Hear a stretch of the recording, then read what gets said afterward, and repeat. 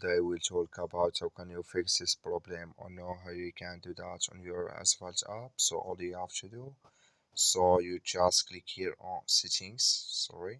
Just click here on settings. When you just click on settings, it's going to take you to this list. It's going to show for you like this here.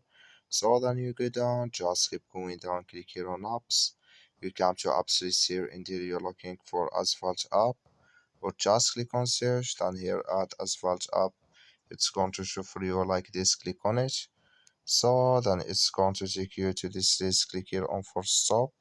Then you click on OK. Then you go down, just click on storage. So then you come to storage list here, just click on clear cache.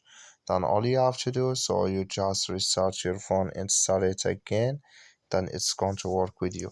That's all you have to do. That's all. Thank you for watching. Don't forget to support us by liking, subscribe.